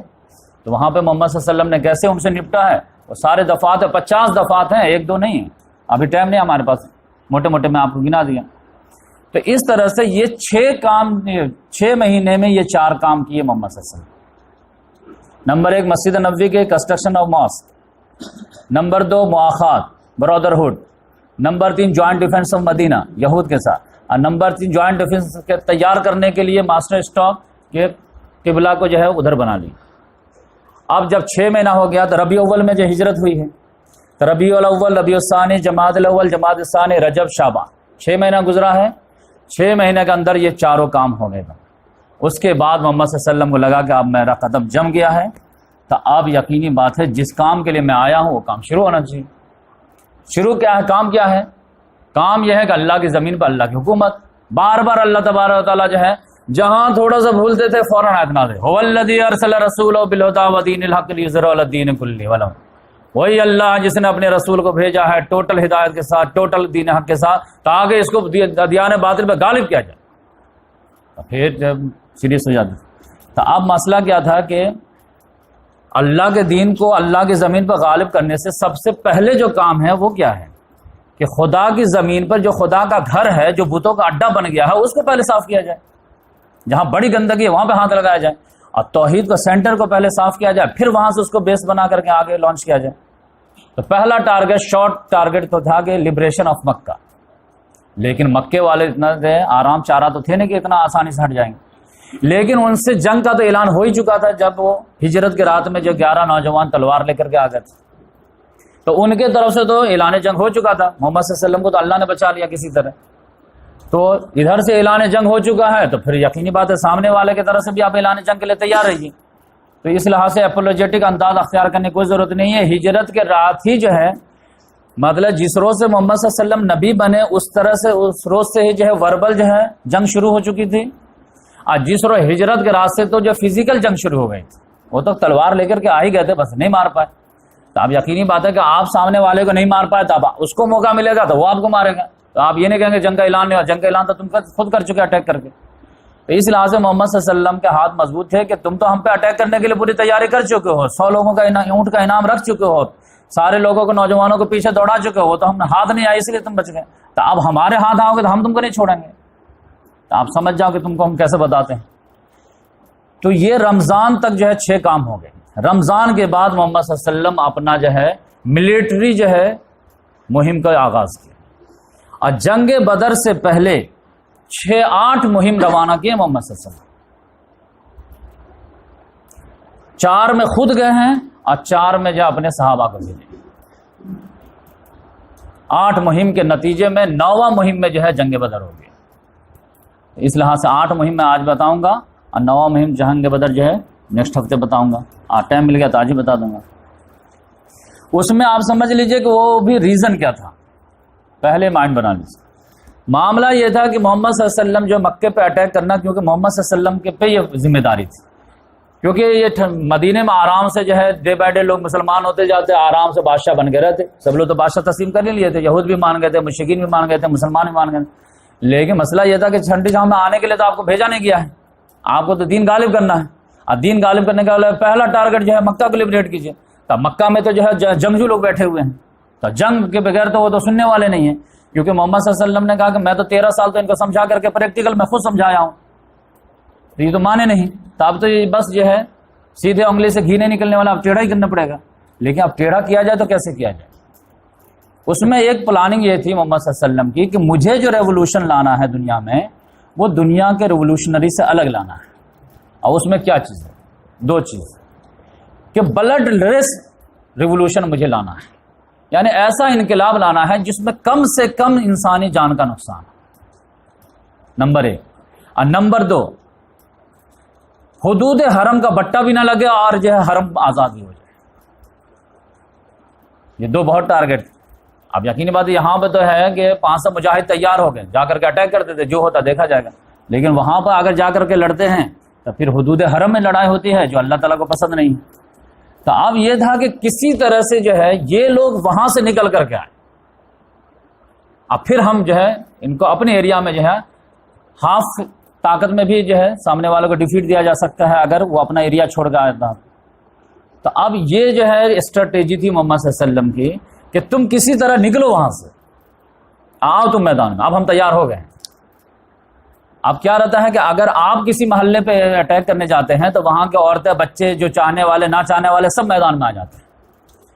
لیکن اگر وہاں سے کوئی آ رہا ہے تو اس کو صرف ہاکس ٹائپ کے لوگ آئیں گے, ڈاگز نہیں آئیں گے. تو اب وہاں پہ بھی جو ایک جنگ جو ہے اختلاف جاری تھے. ابو جہل ٹائپ کا جو آدمی تھا یہ ہاکس ٹائپ کا آدمی تھا, یہ بات میں کہتا تھا لڑو لڑو لڑو, اور یہ لوگ بس کے گئے نا تو چلو مدینہ میں جائیں, سیٹ بجا دیتے ہیں, اور جو ہوگا دیکھا جائے گا. اور یہ جو ہے ہم کو پریشان کیے ہیں. لیکن جو ہے عتبہ بن ربیعہ ٹائپ کا آدمی سب جو تھا وہ ڈاگس ٹائپ کا آدمی تھا. ارے چلا گیا نا تو اب ٹینشن دور ہو گیا, تو اب جانے دو نا کہیں پہ, کہ آپ کیوں جو ہے ان کے گھر تک کھدیڑنے کا, جائیں گے ماریں گے, 10 کو ماریں گے, 2 کو ہمارا بھی مارے گا, ایسے کچھ نے چھوڑ دے گا. تو اس طرح سے دونوں میں لڑائی چلتی رہتی تھی. نہیں, ان کو جا کے اٹیک کرنا چاہیے. کچھ لوگ کہتے نہیں, آپ جو ہے مصیبت ٹل گئی نہیں تو اب آرام سے رہو. 13 سال سے تو ایسے ہم لوگ کٹ کٹ چل رہی تھی. تو ہر جگہ اختلاف رہتا ہے, مسلمانوں میں بھی رہتا ہے, ان میں بھی رہتا ہے. محمد صلی اللہ علیہ وسلم یہ چاہتے تھے کہ یہ اختلاف جو پھوٹ جو ہے ان کے درمیان زیادہ بڑھے اور یہ جو ہے اس کے نتیجے میں ہمارے پاس آئے, لیکن بول بھی نہیں سکتے تھے. عوام الناس کا معاملہ کیا رہتا ہے کہ انٹلیکچوئل کے نزدیک جو اہم رہتی ہے وہ عوام کے نزدیک غیر اہم رہتی ہے, اور عوام کے نزدیک جو اہم رہتی ہے وہ انٹلیکچوئل کے نزدیک غیر اہم رہتی ہے. ابھی اگر رام مندر بننے لگے تو سارے پبلک کھڑی ہو جائے گی مسلمان, لیکن وہ اگر انٹلیکچوئل بولے کہ دیکھو یہ لوگ جو ہے نصاب میں تبدیلی کر رہے ہیں تو عوام کو کوئی فرق نہیں پڑتا ہے, آپ پروگرام کرتے رہیے, نصاب صاحب کیا چیز ہم نہیں جانتے, ہاں رام مندر بنا, اچھا ایسا بن رہا. تو عوام کے نزدیک کچھ اور جو ہے سینسیٹیو رہتا ہے اور انٹلیکچوئل کے نزدیک کچھ اور خطرناک معاملہ رہتا ہے. تو یہ ابو جہل وغیرہ تو پہلے سے تاڑ گیا تھا کہ ہمارا جو ہے شہرک ان کے ہاتھ میں آ گیا، لیکن پبلک کو مارتا تھا، چلو چل کے مار دیتے ہیں پہلے ان کو جو ہے 5 قدم جمانے سے پہلے، لیکن وہ لوگ کہتے تھے نہیں مصیبت ٹل کے نہیں، آپ جانے دیجیے۔ تو بار بار ان کے جو ہے اپنی میٹنگ میں اختلافات ہوتے تھے۔ اب محمد صلی اللہ علیہ وسلم یہی چاہتے تھے کہ تم نکل کر کے آؤ، نکل کر کے آؤ گے تو تمہارا اختلاف کر کے آؤ گے، اور اس میں جو صرف جو ہے ہاکس کو لے کے آؤ گے، ڈاگس نہیں آئے میں آ پائیں گے، تو شریف لوگ تو ہم کو ایسے بعد میں مل جائیں گے، اب پھر ہاکس لے کے آئیں گے تو پھر ہم کو آرام سے اس کو کرش کر دیں گے۔ تو اس کے بہترین مثال آپ جو ہے بچوں کو سمجھانے کے لیے لے سکتے ہیں، جیسے آپ جو ہے گھر میں کوئی سانپ گھس جاتا ہے، دکھ گیا تو بھاگ جاتا ہے، بھاگ کر کے کہاں جاتا ہے؟ بل میں گھس جاتا ہے، بل میں گھس جاتا ہے تو آپ کو سانپ کو مارنا ہے تو آپ کیا کریں گے؟ لکڑی گھسائیں گے، کچھ بھی کریں گے، تیل ڈالیں گے، کچھ بھی کریں گے تاکہ سانپ نکلے اور پھر ہم اس کو ماریں۔ تو یہ محمد صلی اللہ علیہ وسلم نے 8 مہم جو کیے ہیں وہ صرف سانپ کو بل سے نکالنے کے لیے تھا کہ ہم ریڈی ہیں لیکن تم نکلو، نکل کے آؤ میرے میدان میں، ہم تم سے میدان میں لڑیں گے، لیکن آپ کیسے مجبور کریں گے؟ یہ محمد صلی اللہ علیہ وسلم کا بھی اسٹیپ دیکھیے۔ پہلا جو ہے رمضان میں محمد صلی اللہ علیہ وسلم جب پہلا سریہ بھیجیں، حضرت حمزہ رضی اللہ تعالیٰ عنہ کو کمانڈر بنائے ہیں، ان کے ساتھ 30 ساتھی کو دیے ہیں، اور اس سریہ کا نام ہے سریہ، اور جو ہے غزوہ آپ جانتے ہیں جس میں محمد صلی اللہ علیہ وسلم خود گئے ہوں اس کو غزوہ بولتے ہیں، اور جس میں جو ہے محمد صلی اللہ علیہ وسلم فوجی مہم میں اپنے صحابی کو بھیجے ہوں تو اس کو سریہ بولتے ہیں۔ لیکن یہ بھی بہت زیادہ یہ نہیں کہ قرآن حدیث سے ہے، بس بچوں کو سمجھنے کے لیے، ورنہ جو ہے ایک یہ ہونے والا ہے غزوہ ہند، تو اس میں تو محمد صلی اللہ علیہ وسلم نہیں آئیں گے لیکن غزوہ ہند بولتے ہیں، غزوہ موتا جس میں محمد صلی اللہ علیہ وسلم شریک نہیں ہوئے، لیکن کم سے کم بچوں کو سمجھانے کے لیے تھوڑی آسان رہتی ہے کہ سریہ وہ فوجی مہم جس میں صحابہ کرام گئے ہوں، اور غزوہ جس میں محمد صلی اللہ علیہ وسلم خود گئے۔ تو پہلے نمبر پر محمد صلی اللہ علیہ وسلم جو سریہ بھیجے ہیں اس کا نام ہے سریہ سیف البحر۔ اس میں محمد صلی اللہ علیہ وسلم نے حضرت حمزہ رضی اللہ تعالیٰ عنہ کو کمانڈر بنائے اور 30 ساتھی ان کو جانثار دیے، اور پھر جھنڈا جو ہے سفید لائے، اب پہلا جھنڈا اپنے ہاتھ سے محمد صلی اللہ علیہ وسلم باندھے، یہ اسلامی پہلا جھنڈا، یہ جھنڈا جو ہے یہ اسٹیٹس کا جو سمبل ہوتا ہے عدام، اب یہ اسٹیٹس کی جو جنگ شروع ہو رہی، تو پہلا جھنڈا باندھ کر دیا سفید جھنڈا، اب بولے کہ جائیے آپ، اور سمندر کے کنارے جو ہے پورا جو ہے ایک دیکھیے قافلہ آنے والا ہے شام سے، اب اس قافلے میں 300 لوگ ہیں اور ابو جہل بھی ہے، تو اس کو انٹرسپٹ کیجیے، اور کم سے کم دھمکا کے تو آئیے۔ تو یہ گئے، اور اسی وجہ سے میں کہتا ہوں کہ اگر حضرت حمزہ رضی اللہ تعالیٰ عنہ جنگ احد میں شہید نہیں ہوئے ہوتے تو پھر محمد صلی اللہ علیہ وسلم کے بعد خلیفہ بننے کا سب سے زیادہ حقدار یہی تھے، تو محمد صلی اللہ علیہ وسلم پہلا جو اسٹیپ انہیں کو دی۔ یہ گئے، لیکن پتہ چلا کہ وہ قافلے والے سے مٹ بھیڑ نہیں ہو پایا، بلکہ جو ہے دونوں فوج آمنے سامنے ہو گئے تھے، ادھر بھی جو ہے ابو جہل بہت تگڑا آدمی تھا، ادھر حضرت حمزہ رضی اللہ تعالیٰ عنہ سب سے بہادر، دونوں میں جو ہے بالکل آمنے سامنے فوج ہو گئی، لیکن وہاں پہ جو قبیلہ جوہینہ کا جو سردار تھا وہ دونوں کا دوست تھا، تو اس نے بیچ بچاؤ کرا کر کے بھائی بولا کہ لڑا جھگڑا مت کیجیے، آپ اپنے گھر جائیں۔ تو اس طرح جھگڑا جو ہے ٹل گیا، اور اس طرح حضرت حمزہ رضی اللہ تعالیٰ عنہ آ گئے۔ تو اب ایک تھریڈ تو جو ہے وہ ابو جہل کے تو مطلب جذبات میں تو آگ بھر ہی دیا ہوگا کہ دیکھو میں کہتا تھا نا، اب دیکھو یہاں تک آ کر کے چھیڑ کے چلا گیا، وہ تو بچ گئے۔ پھر 1 مہینے کے بعد نیکسٹ مہینہ پھر محمد صلی اللہ علیہ وسلم ایک فوج تیار، اور اس کے بعد 60 صحابہ کرام کو، مہاجر صحابہ کو کرام کر تیار، اور اس کا کمانڈر بنائے عبیدہ بن حارث رضی اللہ تعالیٰ۔ اب بولے کہ آپ جائیے اور رابق کے مقام تک جائیے آپ، تو وہ گئے ہیں وہاں پہ، اور اس میں جو ہے پھر ایک قافلہ جا رہا تھا قریش کا، اور اس کے لیڈر تھے ابو سفیان، تو اس میں تو مٹبھیڑ بھی ہو گیا، اور جو ہے 2-4 جو ہے تیروں کا ایکسچینج بھی ہوا، لیکن کسی کو کوئی جو ہے نقصان نہیں ہوا، تو پھر اسی طرح دھمکا کر کے آئے۔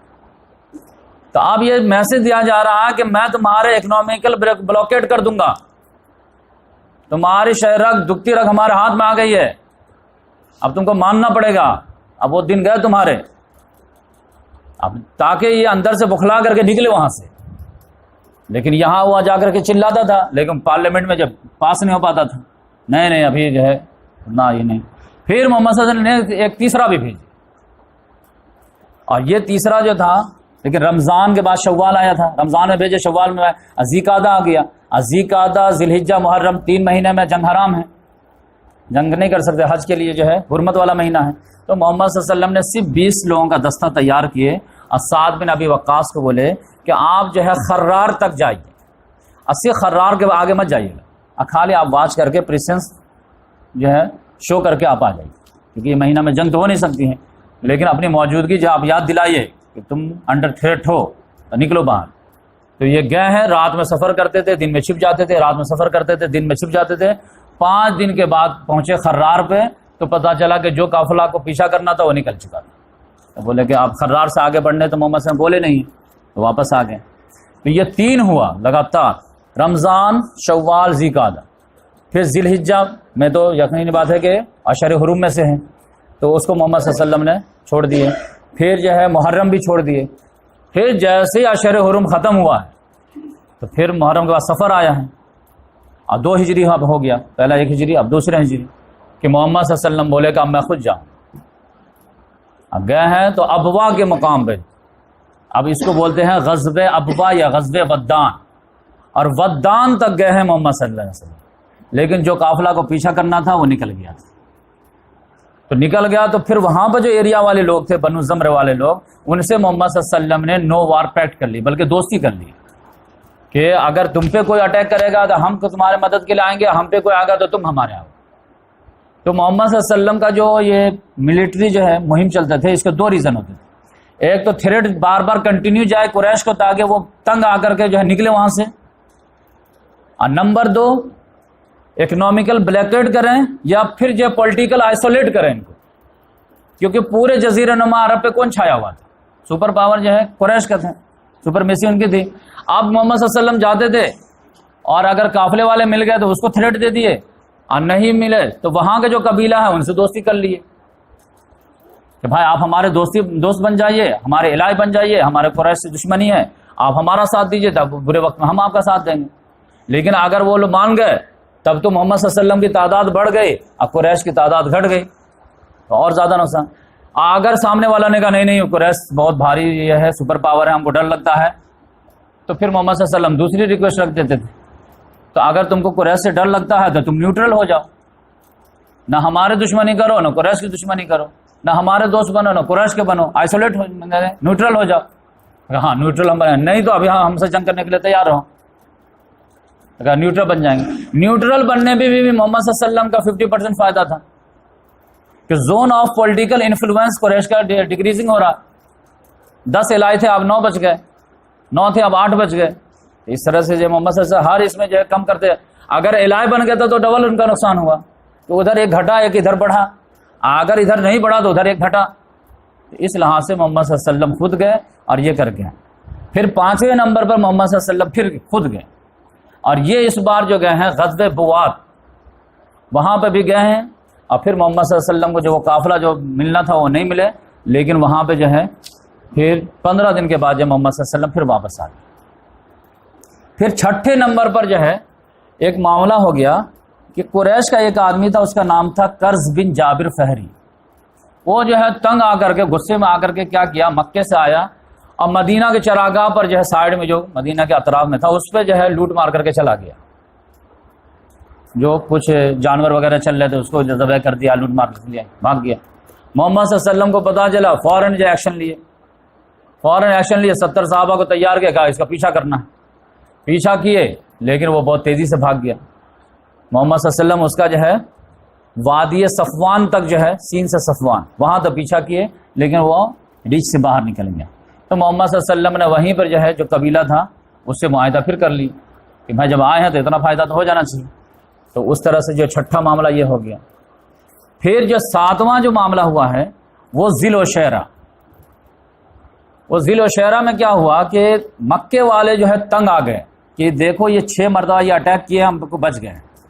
تو یہ لگتا ہے کہ اب ہماری دکھتی رگ ان کے ہاتھ میں آ گئی ہے، اب تنگ آمد بجنگ آمد کچھ کرنا پڑے گا، اب مدینہ میں جا کر کے ان کا جو ہے ختم کرنا پڑے گا. لیکن اب جو ہے مسلمانوں سے لڑنے کے لیے بڑی تیاری کی ضرورت ہے. اب جو لائٹ نہیں لے سکتے تو کیا کرنا پڑے گا، بڑی تیاری. تو کہا کہ ایک فوج تیار کرنا پڑیں گے، اب فوج کے لیے ایک بڑی مال تیار کرنے پڑیں گے. تو سارے لوگ جو کنٹریبیوشن کرو، تو سارے لوگ جو کنٹریبیوشن کیے.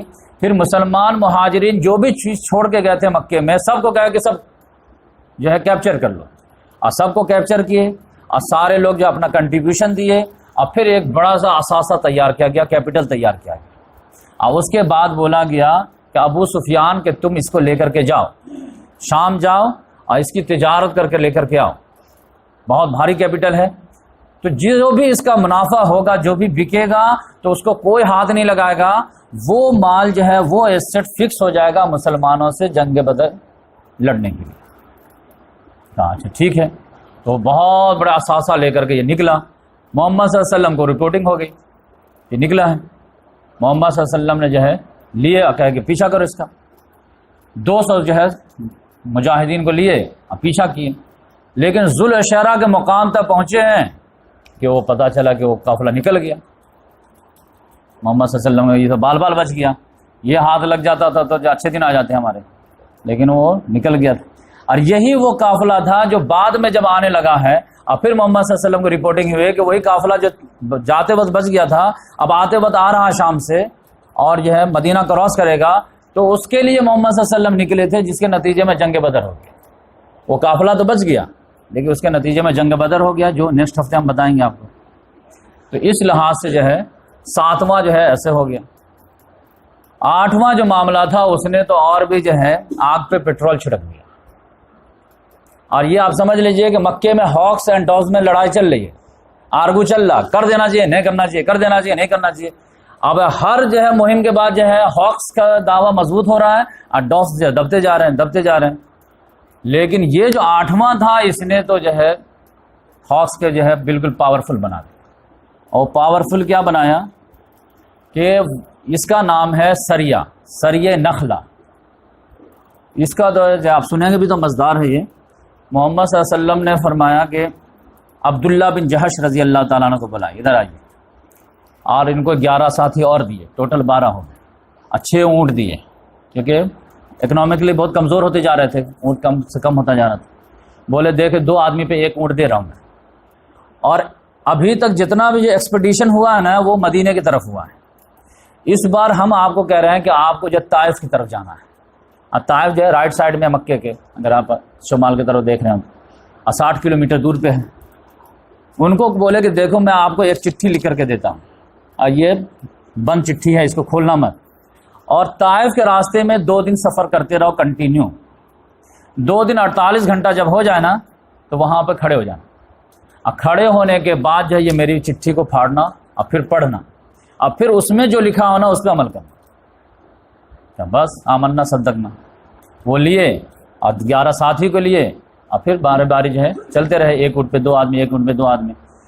2 دن کے بعد 48 گھنٹے کے بعد جب وہ لیٹر کھولتے ہیں تو اس میں تو عجیب ہی بات تھی، بولے کہ جہاں پہنچ گیا نا تو اب یہاں سے سفر کنٹینیو جاری رکھو یہاں تک کہ نخلا پہنچ جاؤ، اور نخلا کہاں پہ ہے؟ مکہ اور طائف کے بالکل بیچ میں، یعنی مکہ سے قریب اور طائف سے تھوڑے سے دور، اور وہاں پہ کھڑے ہو کر کے تم جو ہے وہاں پہ واچ رکھو اور مکے والوں کے ایک ایک ایکٹیویٹیز سے ہم کو مطلع کرتے رہو۔ یہ پورا اسپائس سسٹم تھا کہ نہیں؟ اب یہ تو سمجھیں کہ یہ ہے شیر کے منہ میں ہاتھ ڈالنے والی بات تھی، کہاں مکے والے مدینہ میں جا کر کے مارنے کی بات کر رہا ہے، یہاں آپ جو ان کے گھر آ کر کے جاسوسی کریں گے، چھوڑیں گے کیا؟ لیکن یہاں مسئلہ کیا تھا کہ ہم جو ہے مدینہ والا جو تجارتی قافلہ اس کو تو ہم جو ٹیکل کر ہی رہے ہیں، طائف جو ہو رہا ہے اس کو بھی ہم ڈسٹرب کریں گے، نکل نہیں رہے ساتھ منہ سے، تب دونوں راستے ہم جب بلاک کریں گے تو جو ہے تنگ آمد بجاؤں آمد نکلے گا۔ تو محمد صلی اللہ علیہ وسلم نے کہا کہ ایک ہمارا جو قافلہ جو ہے نا وہ طائف کے بھی راستے پہ بیٹھ جائے، اب وہی ہوا، لیکن جو ہوا تو زیادہ ہو گیا۔ اب وہ کیا ہوا؟ عبداللہ بن جہش رضی اللہ جیسے لیٹر پڑے ہو گیا کہ یہ تو موت شہادت کی طرف ہم جا رہے ہیں، اپنے ساتھیوں کو بولے کہ دیکھو یہ معاملہ رسول اللہ صلی اللہ علیہ وسلم نے لکھا ہے، تمہارا کیا خیال ہے؟ اگر موت عزیز ہے، شہادت کا طالب ہو تو چلو میرے ساتھ، میں تو جانے کے لیے تیار ہوں، اور اگر جو ہے زندگی پیاری ہے تو تم لوٹ جاؤ، ہمارا کوئی پرابلم نہیں، ہم تم کو اجازت دیتے ہیں۔ لیکن سارے لوگ کھڑے ہو گئے، نہیں ہم جائیں گے، محمد صلی اللہ علیہ وسلم جہاں بھیجیں گے موت کے منہ میں تو موت کے منہ میں جائیں گے۔ تو یہ فرق ہے محمد صلی اللہ علیہ وسلم کے صحابی میں اور یہ موسیٰ علیہ السلام کے صحابی میں۔ مجھ سے لوگ پوچھتے رہتے نا کہ عظمت صحابہ کے بارے میں تمہارا کیا خیال ہے؟ میرے میں تو ایک ہی جملہ بولتا ہوں بس کہ میرے نزدیک صحابہ کرام کی عظمت کیا ہے، میں بتاؤں ایک جملے میں کہ صحابہ کرام وہ ہستیاں تھیں جو محمد صلی اللہ علیہ وسلم کو کبھی بھی کسی حال میں کبھی مایوس نہیں کی، جو ان سے ایکسپیکٹیشن رکھے نا اس سے 10 گنا آگے بڑھ کر گئے، کبھی بھی مایوس۔ موسیٰ علیہ السلام کا چیپٹر پڑھیے، وہ اپنے بنی اسرائیل سے پریشان نظر آتے، لیکن محمد صلی اللہ علیہ وسلم کے صحابہ آٹے میں نمک ہونے کے باوجود جو ہے پورا کمپین بلڈ کر دیے، کیونکہ وہ مایوس کیے ہی نہیں۔ آپ کیا چاہتے ہیں؟ میدان میں آنا، ہم سمندر میں کودنے کے لیے تیار ہیں۔ یہ سب سے زیادہ آدمی اس ڈائلاگ کے بعد آپ کیا بچ جاتا ہے؟ بھائی کسی کے ایکسپیکٹیشن پہ آپ اتر رہے ہیں، اس سے زیادہ آپ آگے کر رہے ہیں، تو آپ کیا چاہیے عظمت ہے؟ تو اس لحاظ سے میں تو آج ریکارڈ بھی کرا دیا کہ میرے نزدیک عظمت صحابہ کیا ہے، اور یہ اصل چیز عظمت صحابہ۔ تو وہ جو ہے گئے وہاں پہ معاملہ کیا ہوا کہ یہ لوگ واچ رکھنے لگے، قافلہ آ رہا جا رہا۔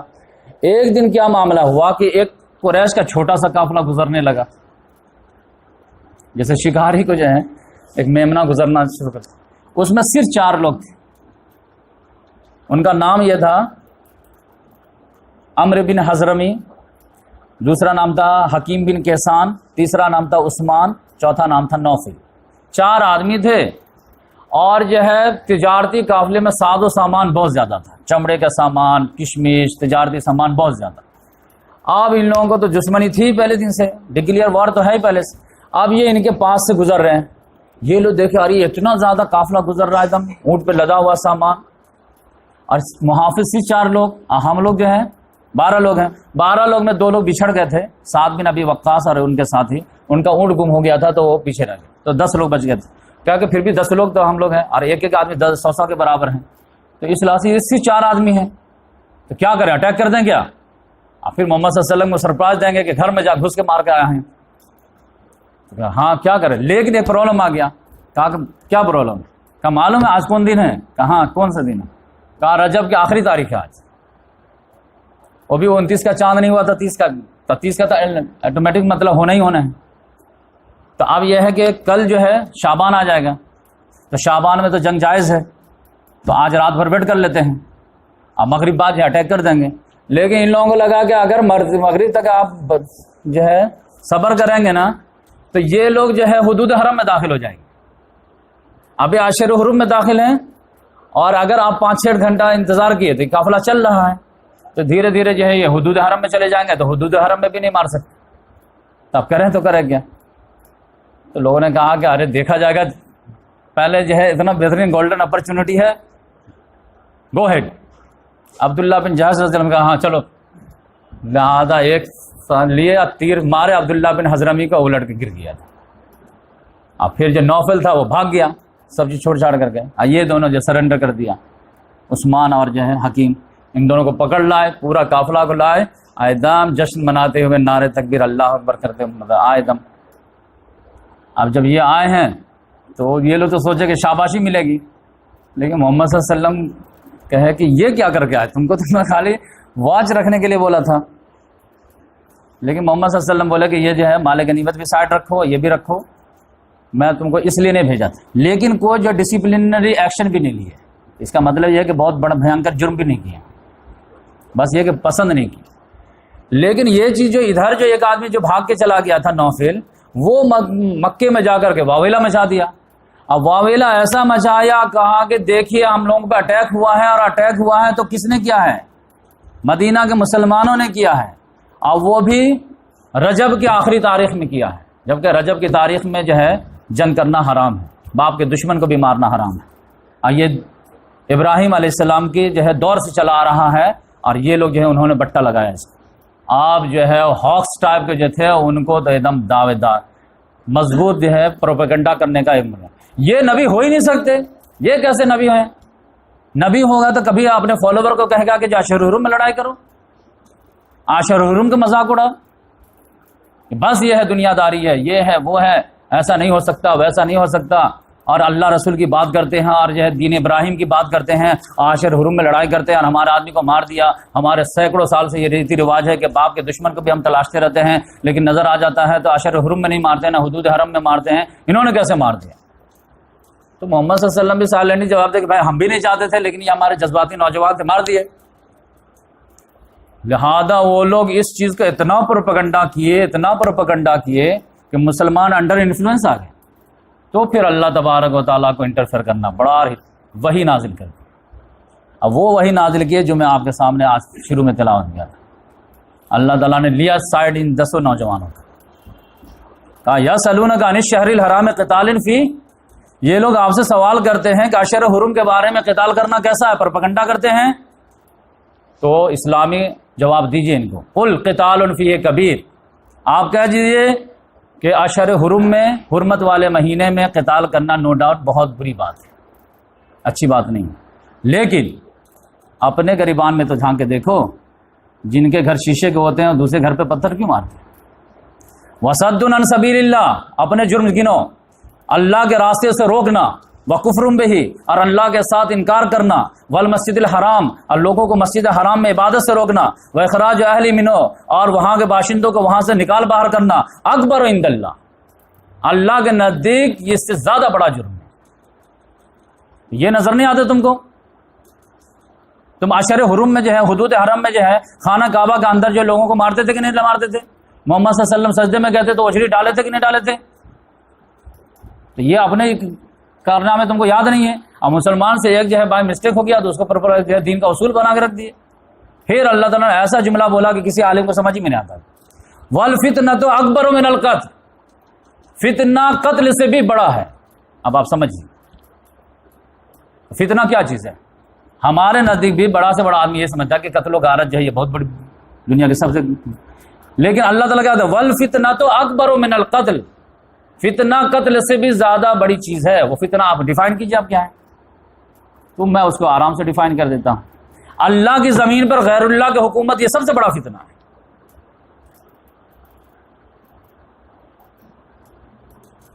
زمین خدا کی ہو، حکم کوئی اور چلا رہا ہو خدا کی مرضی کے خلاف، اس سے بڑا فتنہ کیا ہو سکتا ہے؟ آپ کے گھر پہ کوئی دوسرا قبضہ کر لے تو فتنہ نہیں ہے؟ آپ کے مسجد میں کوئی دوسرا قبضہ کر لے فتنہ نہیں ہے؟ تو ہمارا ایمان کیا کہ زمین اللہ کی ہے یا نہیں ہے؟ للہ ما فی السماوات و ما فی الارض پڑھتے کہ نہیں پڑھتے؟ تو جب زمین اللہ کی ہے تو حکم کس کا چلنا چاہیے؟ ان الحکم الا للہ۔ تو اللہ تعالیٰ نے کہا فتنہ تو اس سے بھی زیادہ کرے، وہ تو تمہارے ہم جرائم دکھائے جو سب لوگ جانتے ہیں، لیکن والفتنۃ اشد من القتل۔ پھر مسلمانوں کو سمجھایا اللہ تعالیٰ نے، ولا یزالون یقاتلونکم حتی یردوکم عن دینکم ان استطاعوا، یہ لوگ تم سے قتال کرتے رہیں گے یہاں تک کہ تم کو تمہارے دین سے پھر دے اگر ان کا بس چلے تو۔ ومن یرتد منکم عن دینہ فیمت وہو کافر، تو جو کوئی بھی دین سے پھر جائے گا درا حال ہے کہ وہ مر جائے گا اور کافر کا کافر رہے گا، تو فاولئک حبطت اعمالهم فی الدنیا والآخرہ، تو جان لو کہ یہی وہ لوگ ہیں جن کے اعمال دنیا میں بھی برباد ہو جائیں گے، آخرت میں بھی برباد ہو جائیں گے۔ اور اولئک اصحاب النار، یہی لوگ جہنمی ہوں گے، ہم فیہا خالدون، اور ہمیشہ ہمیشہ رہیں گے۔ اور جہاں تک جہاد کا کانسیپٹ کلیئر کروں تو ان الذین آمنوا، کان کھول کر کے سن لو، بے شک وہ لوگ جو ایمان لائے، والذین ہاجروا، اور جنہوں نے ہجرت کی، وجاہدوا فی سبیل اللہ، اور اللہ کے راستے میں جہاد کیے، اولئک یرجون رحمت اللہ، یہ لوگ ہیں جو اللہ کے رحمت کے مستحق ہیں۔ اور واللہ غفور رحیم، اور ان سے چھوٹی موٹی غلطی ہو جائے گی تو اللہ معاف کر دے۔ اب کوئی قوم جو ہے 3 طلاق دے کر کے جہاد کو فارغ کر دیا ہو، اور مسجد ٹو مسجد جانے کو جو جہاد کر دیا ہو، تو اس کا کیا معاملہ بنے گا؟ تھوڑے سے ملامت کے انفلوئنس میں آنے لگے تھے تو اللہ تعالیٰ نے یہ آیت نازل کر دیا۔ اور پھر میں جو آج آیت سے لٹ گیا، پھر اللہ تعالیٰ نے جو ہے جب مسلمان تھوڑا سا ریلیکٹنٹ ہو رہے تھے تو پھر آیت نازل کیا، یہ اشہر حرم اشہر حرم جانے دو، جو محمد صلی اللہ علیہ وسلم بتا رہے ہیں فوراً چلتے رہو آگے۔ اور پھر اللہ تعالیٰ نے 2-4 دن کے بعد ایک اور آیت نازل کہ وقاتلوا فی سبیل اللہ الذین یقاتلونکم ولا تعتدوا، قتال کرو اللہ کے راستے میں ان سے جو تم سے قتال کرتے ہیں، ولا تعتدوا، تم زیادتی مت کرنا، وہ کریں تو ان کا بھرپور جواب دو۔ کیوں؟ ان اللہ لا یحب المعتدین، بے شک اللہ تعالیٰ زیادتی کرنے والوں کو پسند نہیں کرتا۔ لیکن وقتلوہم حیث ثقفتموہم، ان کو قتل کرو جہاں کہیں بھی پاؤ، اب اخرجوہم من حیث اخرجوکم، اب وہاں سے ان کو نکالو جہاں سے انہوں نے تم کو نکالا ہے۔ اب والفتنۃ اشد من القتل، اب فتنہ قتل سے زیادہ شدید ہے۔ پھر اللہ تعالیٰ نے ہیمر کیا، فتنہ فتنہ فتنہ سمجھو، جس کو کوئی سمجھنے کے لیے تیار نہیں کیونکہ قرآن ہی نہیں پڑھتا۔ فتنہ والفتنۃ اشد من القتل، قتل سے زیادہ شدید فتنہ ہے۔ فتنہ کیا ہے؟ کولڈ بلڈڈ مرڈر، سود کے ذریعے سے لوگوں کا خون چوسا جا رہا ہے، لوگ لگتا ہے نا کہ یہ ظالم آدمی ہے۔ والفتنۃ اشد من القتل، تو ولا تقاتلوہم عند المسجد الحرام حتی یقاتلوکم فیہ، جہاں تک مسجد حرام کا مسئلہ چھڑ گیا ہے تو تم لوگ مسجد حرام کے پاس قتال مت کرو یہاں تک کہ وہ قتال کرے تو پھر ضرور جواب دو.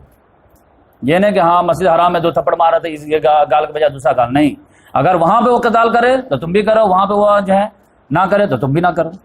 لیکن فَإِنْ قَاتَلُوكُمْ فَاقْتُلُوهُمْ، اگر وہاں پہ وہ قتال کرے تو تم بھی کرو. كَذَلِكَ جَزَاءُ الْكَافِرِينَ، اسی طرح ہم کافروں کو بدلہ دیتے ہیں. فَإِنِ انْتَهُوا، اگر وہ باز آ جائیں فَإِنَّ اللَّهَ غَفُورٌ رَحِيمٌ، تو بے شک اللہ تعالیٰ غفور ہے، ان کو بھی معاف کرنے کے لیے تیار ہے. لیکن آخری آئے کہ اللہ تعالیٰ نے کہا کہ اب تلوار جب میان سے نکل گئے نا، تب جب تک دین غالب نہیں ہوتا نا یہ اندر نہیں جانا. یہ بات ہے، چاہے اس کے لیے 10 سال لگ جائے یا 10 صدی لگ جائے. وَقَاتِلُوهُمْ حَتَّى لَا تَكُونَ فِتْنَةٌ، ان سے قتال کرتے رہو، کنٹینیو جاری رکھو حَتَّى لَا تَكُونَ فِتْنَةٌ، یہاں تک فتنہ فنش ہو جائے، اور وَيَكُونَ الدِّينُ لِلَّهِ، الدین اللہ کا ہو جائے. اب بات کلیئر ہو گئی فتنہ کیا کس کو کہتے ہیں؟ دین کے راستے میں جو آپ یا ہیڈل آئے گا وہ فتنہ ہے. یہاں تک کہ بیوی بھی آئے تو بیوی بھی فتنہ ہے، اولاد آئے تو اولاد بھی فتنہ ہے، امام صاحب آئے تو امام صاحب بھی فتنہ ہے، علماء کرام آئے تو علماء کرام بھی فتنہ ہے، کافر آئے تو کافر بھی فتنہ ہے، جو بھی آئے وہ فتنہ ہے. اللہ کی زمین پر اللہ کے بول بالا ہونے جا رہا اور آپ جو ہے اس میں ہیڈل بنتے ہیں، آپ سے بڑا فتنہ کون ہے؟ آپ کو یہ چیز اور ابھر کے آ گیا. ابھی سورہ انفال میں پڑھوں گا، جب جنگ بدر پہ جب اللہ کا ڈاکومنٹری آئے گا اس میں پڑھوں گا، تو اس میں تو اللہ تعالیٰ نے ایک لفظ اور اضافہ کیا ہے. یہ سیم الفاظ ہے کہ وَقَاتِلْهُمْ حَتَّى لَا تَكُونَ فِتْنَةٌ وَيَكُونَ الدِّينُ لِلَّهِ، اب وہاں پر ہے وَقَاتِلْهُمْ حَتَّى لَا تَكُونَ فِتْنَةٌ وَيَكُونَ الدِّينُ كُلُّهُ لِلَّهِ. آخری آیت ہے 10ویں پارے کا، پڑھیے کبھی. قتال جاری رکھو آپ جب تک جان میں جان جاری ہے، اور جہاں تک فتنہ ختم ہو جائے، اور فتنہ ختم ہونے کے بعد دین کل کا کل اللہ کا ہو جائے. یعنی کل کا کل اللہ کیا ہو جائے کہ ہر معاملے میں سپر آرڈر اللہ کا ہوگا. معیشت میں سود رہے گا نہیں رہے گا یہ کون ڈیسائیڈ کرے گا؟ یہ اللہ ڈیسائیڈ کرے گا. فَإِنِ انْتَهُوا، اور اگر یہ لوگ باز آ جائیں تو فَلَا عُدْوَانَ إِلَّا عَلَى الظَّالِمِينَ، تو زیادتی تو جائز نہیں سوائے ظالموں. تو اگر یہ باز آ جاتے تو ٹھیک ہے، ورنہ لاتوں کے بت بات سے نہیں مانتے تو پھر ویسے ہی منوانے چاہیے. تو کچھ لوگ جو ہے زبان کی طاقت سے قائل ہو جاتے ہیں، کچھ لوگ طاقت کی زبان جانتے ہیں. تو جیسے بھی ہو، چاہے زبان کی طاقت سے وہ جو کنونس ہو جائے یا طاقت کی زبان سے وہ مان جائے، جیسے بھی مانے منوانا ہے، کیونکہ دین کو غالب ہونا ہے. کیوں؟ کیونکہ اسی مشن کے تحت آپ کو بھیجا گیا ہے. هو الذی ارسل رسولہ بالہدی ودین الحق لیظہرہ علی الدین کلہ. یہ محمد صاحب بھولیے مت، 3 مرتبہ اللہ تعالیٰ نے نازل کیا اس کو، جب جب لیکنگ ہوا تب تک ریمائنڈ کیا. هو الذی ارسل رسولہ، پھر ٹائٹ ہو جاتا. وہی اللہ ہے جس نے اپنے رسول کو بھیجا ہے دین حق کے ساتھ اور الہدی ٹوٹل گائیڈنس کے ساتھ. لیکون الدین کلہ لیظہرہ علی الدین کلہ، تاکہ تمام باطل دین پر اس کو غالب کیا جائے. ولو کرہ المشرکون ولو کرہ الکافرون، گرچہ کافروں کو پسند ہونا اس کے پسند ناپسند کیا خیال. رسول کے مقابلے میں کسی کافر کے رائے کی کوئی اہمیت ہے کیا؟ اللہ کے مقابلے میں کسی کی کوئی اہمیت ہے؟ تو اس لحاظ سے یہاں پہ یہ کمپلیٹ ہوا. انشاءاللہ جو ہے جنگ بدر جو ہے نیکسٹ ہفتے. اللہ تعالیٰ سے دعا کہ اللہ تعالیٰ ہم لوگوں کو قابل عمل باتوں پہ عمل کی توفیق عطا فرمائے.